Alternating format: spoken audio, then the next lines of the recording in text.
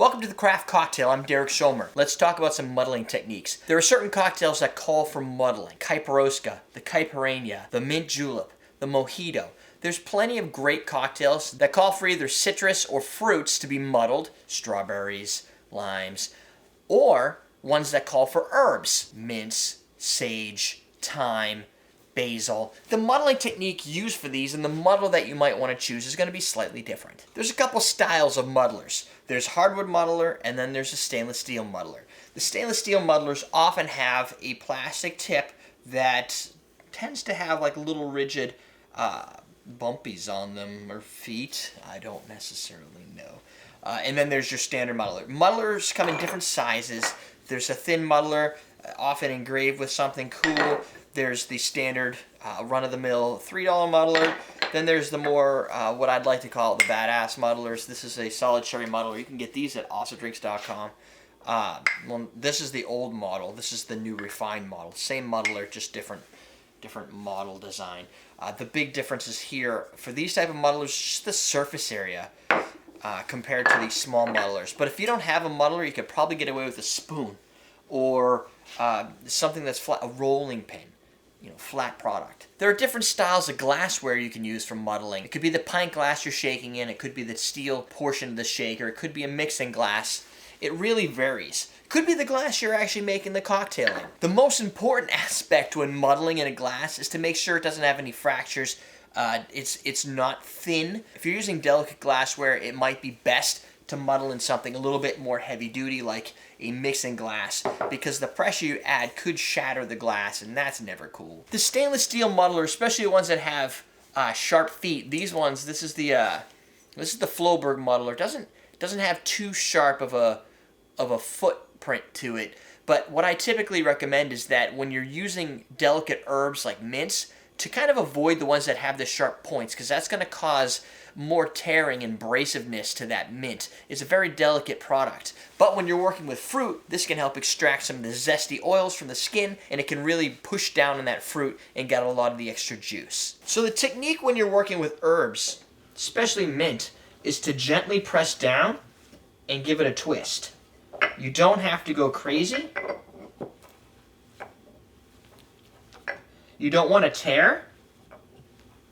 You just want to get out some of the oils. Check out the oils. You can see them on the hardwood. That's how you know you're doing it right. When working with herbs, one of the things to watch out for is all those little thin veins. Those veins contain chlorophyll, and chlorophyll is bitter. So if you start to tear this and the chlorophyll starts to extract into your drink, you're going to create a more bitter cocktail. It's probably going to have a little bit of a grassy note to it, kind of like fresh cut grass, as opposed to the minty flavor that you really want to extract from a mint, or the basil-y flavor you want to extract from basil. So the goal is really to squeeze and cause pressure that extracts those oils, not tear and maul it. Often, you can use a little bit of a simple syrup or some of the lime, depending on the type of drink you're making, to help extract some of those vibrant flavors.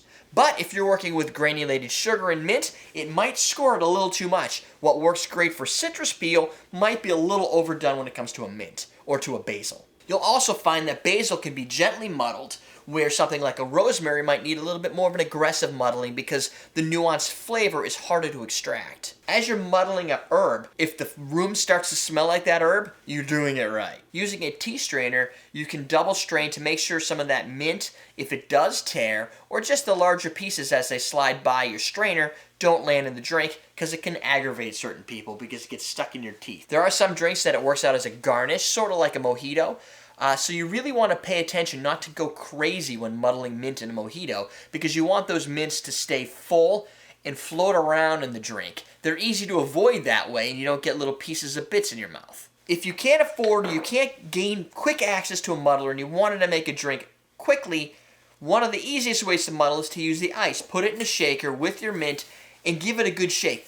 Again, don't get too aggressive. You don't want to beat the crap out of it. You just want it to get pressed so those oils come out. And before you shake it, one of the cool techniques I like to use is take the mint or a pile of mint, a sprig of mint in your hand, and wake it up. Give it a little slap. What that's going to do is it's going to bring out a lot of the vibrant flavor, and that works really great when you're working on a garnish. If you want a mint sprig garnish, give it a slap, put it on the top of your drink, and then serve it, and you're going to get a very vibrant smell which is probably not only going to enhance the flavor of that drink and maybe give it a little bit of a sweetness, but it's going to accent the underlying flavor, especially in a mojito where mint is kind of the core herb within that. So remember, if you're not exactly sure what the best way to muddle is, muddle it gently. Think of it more like a kiss on the first date and not like an MMA fight, and you're headed in the right direction. Now what I'm going to need you to do is hit the subscribe button and hit the link to the left, and you're good to go. That'll be the next video that we suggest you watch. And that's how we suggest